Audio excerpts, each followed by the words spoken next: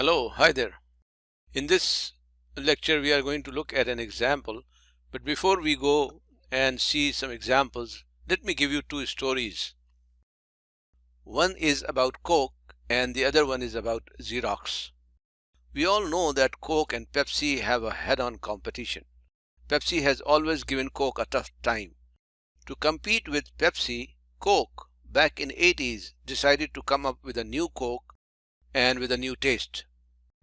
They developed the product and went for a huge market study and conducted more than 200,000 taste tests to see how it fared.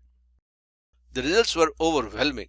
Not only did it tasted better than the original, but people preferred it over Pepsi as well. However, if Coke was to stay ahead of Pepsi, it couldn't have two different directly competing products on the shelves at the same time. It therefore decided to scrap the original Coca-Cola and introduced the new Coke in its place. Initially, the sales of the new Coke went sky high.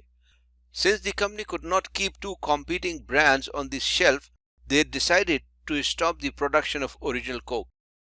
As soon as the decision was announced, a large percentage of US population immediately decided to boycott the new product, and the sales of new Coke took a nosedive.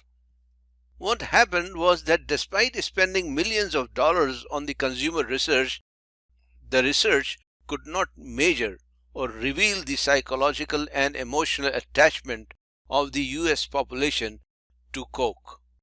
Ultimately, the company had to reintroduce the old Coke, the classic Coke. In case of Xerox, when Xerox invented photocopying machine, they went into the market asking people if they need photocopying machine or not. And it turned out that no one wanted a photocopying machine since everyone was using carbon papers in the typewriters. Even companies like IBM and General Electric rejected the idea of photocopying machine. But this did not stop Xerox to market their machine. The CEO had good intuition.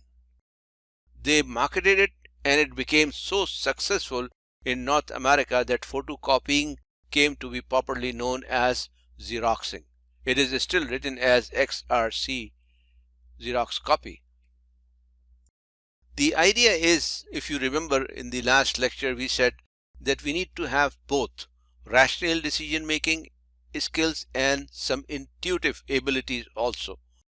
Sometimes it's your intuition which is very important. As they say in the management, that it is your gut feeling that is also very important. Thanks for watching. If you want to learn more, click the link below in the description box.